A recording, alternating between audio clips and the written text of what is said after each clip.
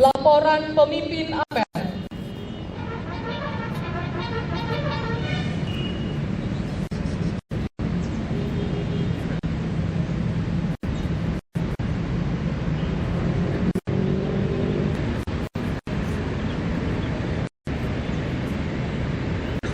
Lapor apel siaga.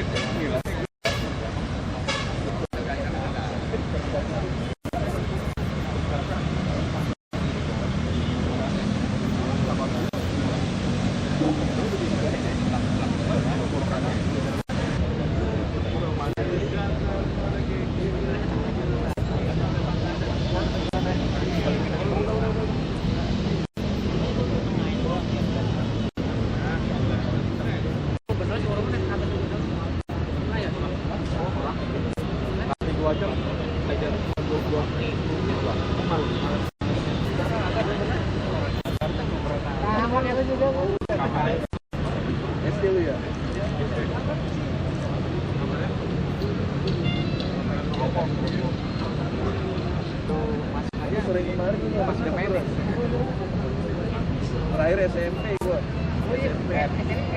4 Hijriah tahun 2013, Rabu 31 Juli 2013 dimulai. Lapor apel siap dimulai. Wakil Gubernur Provinsi DKI Jakarta selaku pembina apel menuju mimbar apel.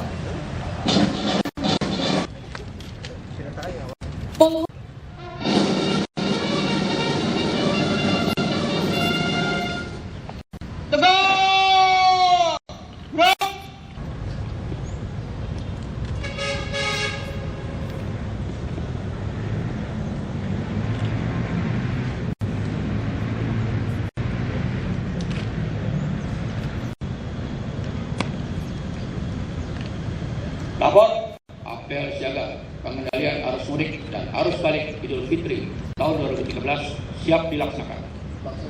Laksanakan.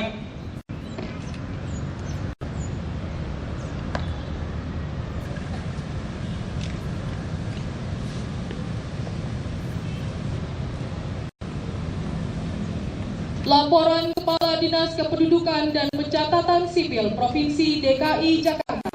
1. Kegiatan ini berdasarkan Instruksi Presiden Republik Indonesia Nomor 3 Tahun 2004 tentang koordinasi penyelenggaraan angkutan lebaran terpadu. B. Keputusan Menteri Perhubungan Nomor 360 Tahun 2013 tentang Tim Koordinasi Penyelenggaraan Angkutan Lebaran Terpadu Tahun 2013. Instruksi Gubernur Provinsi DKI Jakarta Nomor 71 Tahun 2013 tentang pengendalian arus mudik dan arus balik dalam rangka Idul Fitri 1434 Hijriah. 2. Apel siaga ini diikuti oleh kurang lebih 2.000 personel terdiri dari SKPD terkait di lingkungan pemerintah Provinsi DKI Jakarta, unsur pemerintah kota, kabupaten, camat dan lurah, dan IDAR Polri, Pramuka, Rapi, Orari, API, Organda, PLI, serta perwakilan beberapa selesai apel siaga. Salah satu kegiatan yang akan dilaksanakan adalah sosialisasi melalui penyebaran seruan gubernur, leaflet, dan pemasangan spanduk di tempat-tempat strategis, antara lain terminal bis, stasiun, tempat pelayanan umum, dan lokasi pemberangkatan mudik bersama. Kepada penerima dipersilakan menuju tempat yang telah tersedia.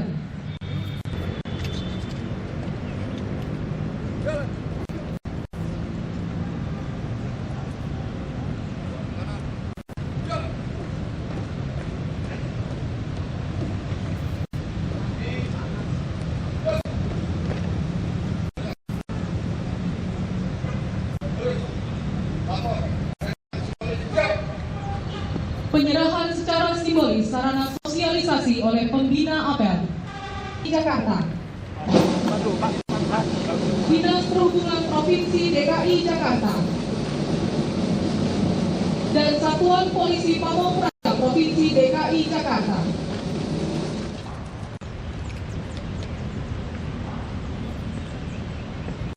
Selamat pagi, salam sejahtera buat semuanya. Kita kumpul di sini untuk apel siaga ini dalam rangka bukan sekedar sebuah rutinitas. Kami mengharapkan tahun ini ada sedikit persepsi yang berbeda tentang arus mudik, terutama arus baliknya. Kenapa?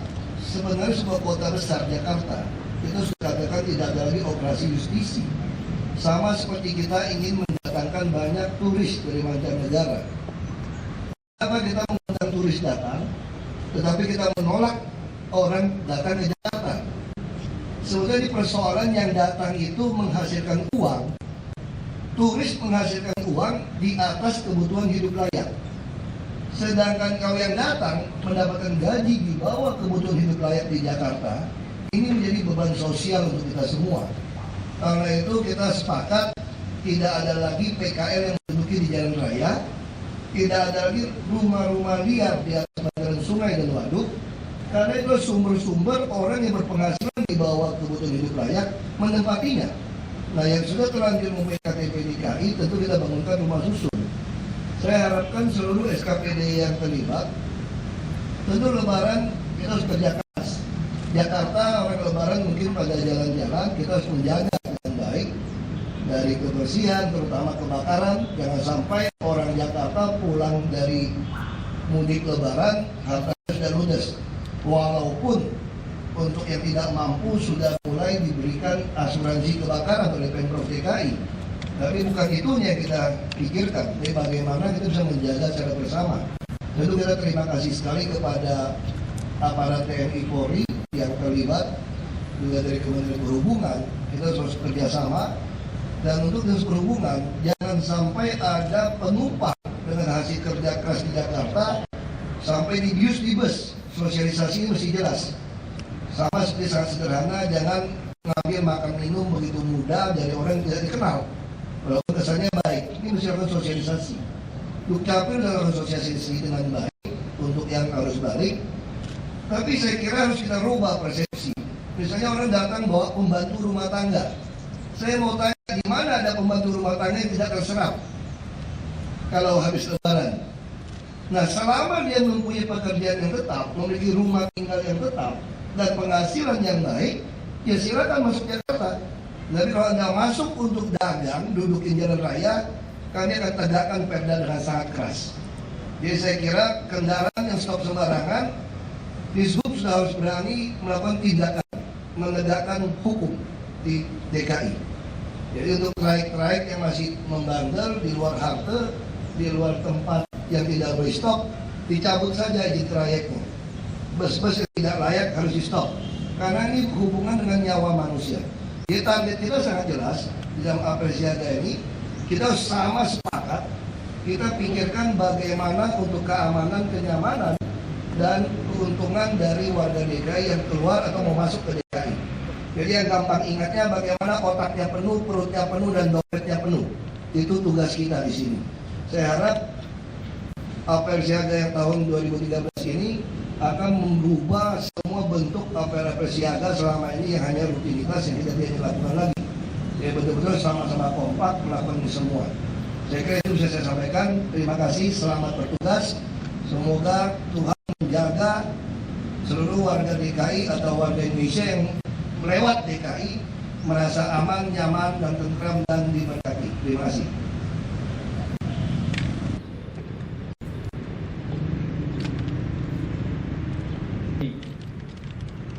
Alhamdulillah anbiya wal mursalin sayyidina wa habibina wa syafi'ina wa maulana Muhammadin wa ala alihi wa sahbihi ajma'in.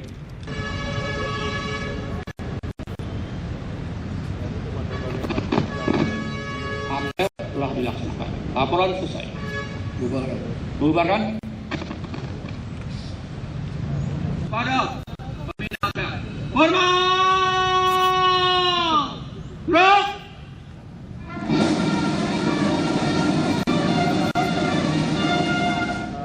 Tegak! Gerak! Apel menuju tenda kehormatan. Apel. Terima kasih atas kerjasama. Tanpa penghormatan, masing-masing kemana barisan dapat dilakukan. Kerjakan. Apel selesai. Terima kasih.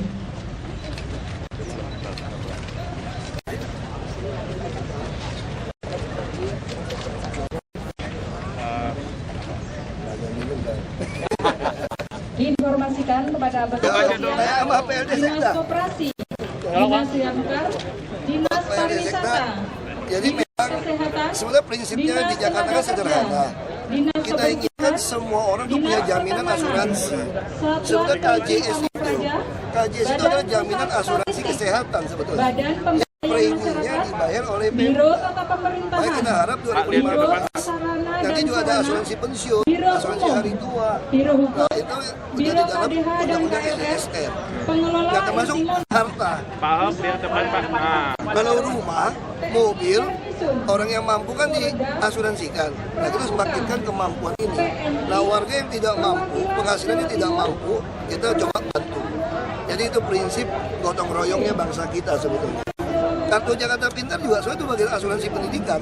Orang kaya punya asuransi bisa untuk anaknya kan.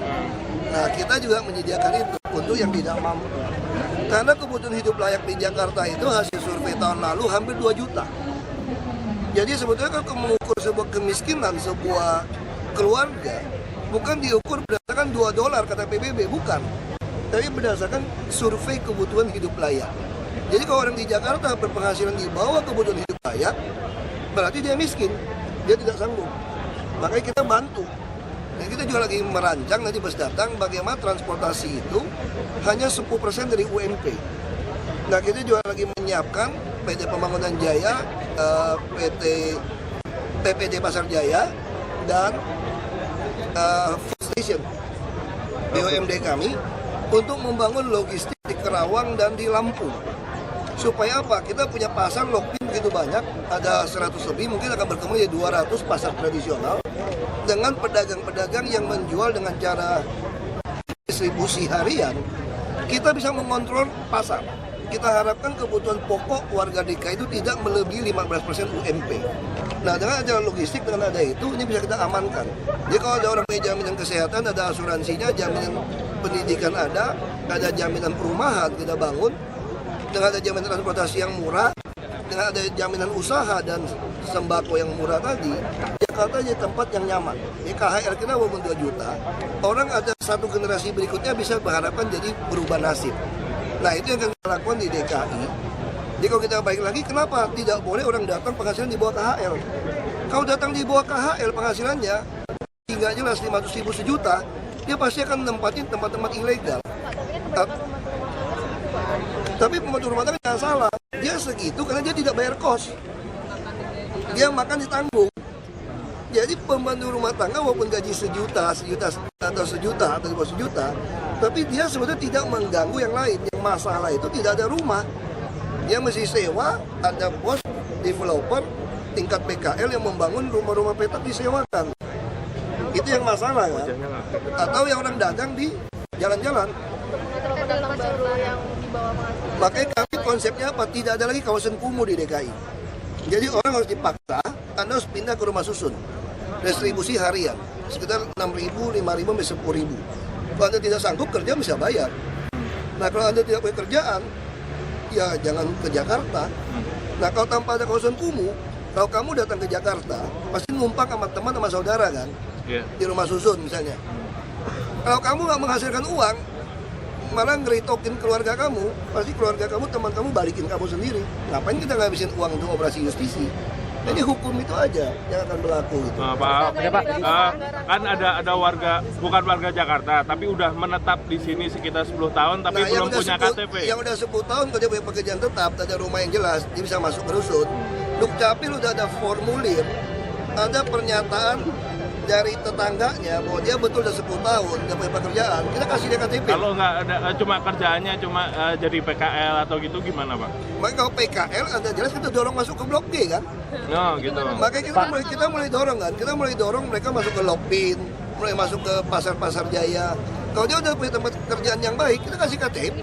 Pak, kan Tidak masalah. kalau rumah susun mungkin jangka panjang untuk mengontrol sesudah Idul Fitri ini gimana Pak? Kalau pertanyaan itu sama aja, paling menambah sekitar 30.000 lebih. Nanti juga akan pulang, makanya kita akan terus semua rumah-rumah umum di rel kereta api, di sungai, di waduk akan kita terus robohkan. Jadi terus kita akan bersihkan. Kita langsung buat jalan inspeksi. Semua akan dilakukan seperti itu. Dari bantuan para TNI, Polri juga sudah sangat baik. Ada kerjasama sama dinas dari provinsi lain nggak Pak? Semua kerjasama di bawah Menteri Perhubungan. Jadi tidak akan ada operasi justisi apa ya? Kita tidak mau lagi untuk apa operasi justisi. Ada tangkap. Kayak dulu waktu saya datang sekolah sini nggak punya KTP, justisi ketangkap juga. Kan lucu gitu loh. Masa turis datang, orang nginep di hotel masih ditangkap? Yang tidak boleh itu apa? Boleh nggak orang luar Jakarta kerja kos? Boleh. Kenapa masih dibongkar malam-malam periksa KTP? Dia tidak masalah. Yang penting sekarang dia tinggal di tempat yang resmi. Yang masalah kita kan selalu tinggal di petak-petak, ngambil listriknya nggak jelas, air pump nggak jelas, itu tidak boleh. Kurangi anggaran juga nggak sih Pak untuk operasi justisi ini Pak? Ya kecil lah operasi justisi. Pasti lebaran Pak belum baru Pak. Hah? Kalau dari BPS diperkirakan akan capai 50.000 lebih, hampir 50.000. Tapi yang akan menetap kira-kira 60% saja. Oke. Untuk yang PKL di Tanah Abang itu kan pasca lebaran katanya akan Ya saya nggak tahu, sebenarnya kalau mau ngomong jujur sekarang juga sudah tidak boleh dagang di jalan. Memang masalah itu tadi kan, persepsi tentang langgar HAM itu beda gitu. Kita lihat aja, bertahap aja, lebaran apa, tunggu habis lebaran aja lah mungkin. Siap. Pak, kabarnya sama Pak Ketemu waktu ada ke paripurna pasti ketemu. Kemarin aku telepon katanya mau ketemuan berdua. Iya ketemuan berdua, kalau lagi paripurna pasti ketemu berdua di ruangannya kan. Nggak usah sengaja lah. Pak Lulu Pak yang galau, P3 fraksinya juga galau nih Pak. Ya bagus dong kalau galau. Berarti kan kerja kan. Bagus. Berarti fraksinya bagus. Kawan-kawan wartawan yang bilang kan udah dari awal kan. Pak, apakah masalah Tanah Abang ini masalah nggak dipindah ke Blok G sesudah Lebaran ini? Apa gara-gara Bapak bermasalah sama Pak Lulu Kita juga? silakan sama Polda Metro kok. Kita udah lapor kepada Kapolda. Kapolda juga kemarin juga nanti mungkin Pak Kristola bisa laporkan. Jadi orang yang menyewakan lapak-lapak itu bisa masuk ke dalam indikasi korupsi loh sebetulnya. Karena menyewakan aset negara tanpa masukkan uang ke negara. Itu bisa pidana. Selain kita ada pidana ringan menempati ketertiban umum ya, mengganggu ketertiban umum. Tapi kalau korupsi itu lebih berat itu. Akan dibawa ke Saya pejabatnya nggak ada yang mau pakai mobil dinas, dia punya mobil lebih baik di rumah. Kalaupun ada nanti Kalau mamanya ada Pak, soalnya kita Bogor boleh, Indramayu boleh. Sebetulnya kan gini ya, kalau kita ngomong jujur ya, kalau Anda swasta, Anda dapat mobil dinas, itu boleh nggak dipakai hari Minggu? Hari libur. Itu memang udah diperhitungkan. Saya juga ke gereja pakai mobil dinas hari Minggu. Jadi dulu waktu saya jadi bupati juga bilang begitu. Hari Sabtu Minggu tidak boleh pakai mobil dinas, kawinan tidak boleh. Ya saya bilang, kamu mau suruh pejabat-pejabat korupsi beli mobil lagi, saya bilang. Kenapa tidak boleh pakai, saya bilang. Saya ke gereja pakai plat merah dulu, baru nggak ribut, LSM yang ribut-ribut seperti itu. Katanya nanti mau habiskan uang negara, ya kamu kerja udah diperhitungkan kok. Nah makanya DKI ke depan kita sebetulnya lebih suka tidak ada lagi mobil dinas. Lebih baik PNS-nya dikasih uang, tunjangan kendaraan dia beli sendiri. Supaya nggak ribut dan rawatnya lebih bagus. Ini Pak buat besok lebaran. Tadi sih kalau ada yang mau bawa pulang sih saya oke aja, tapi kayaknya orang DKI nggak mau tuh. asal jangan dijual. Iya. Kalaupun ada syaratnya apa? Kalaupun ada yang dipakai. Kalau dia pakai, kalau dia ada rusak apa ya harus ganti gitu. Sininya boleh Pak ini buat Posko laik jalan dan posko tes urin. Nah ini sudah didirikan juga sehingga nanti kendaraannya diperiksa dulu berangkat, yang tes urin supirnya yang diperiksa. Jadi dengan tempat posko ini insya Allah di terminal ini sudah siap berangkatkan. gimana Pak kalau ada PNS?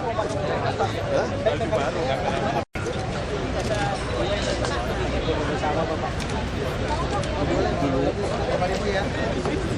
Ayo, foto dulu.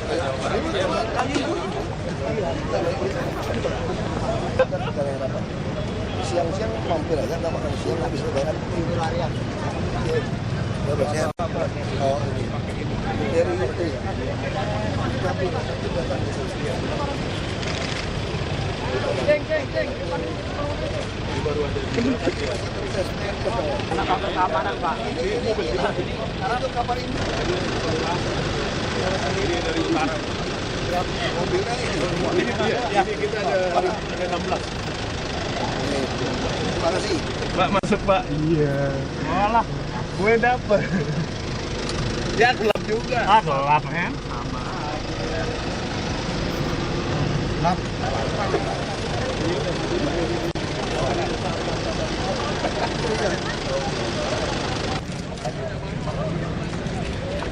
Semoga sukses.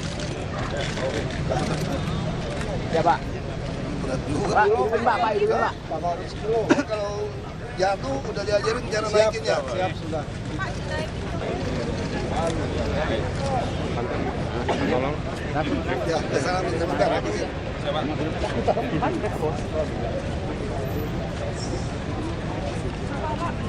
Ini pelanggaran. Pak, Pakai helm Pak. Awas tahu dah pakai helm.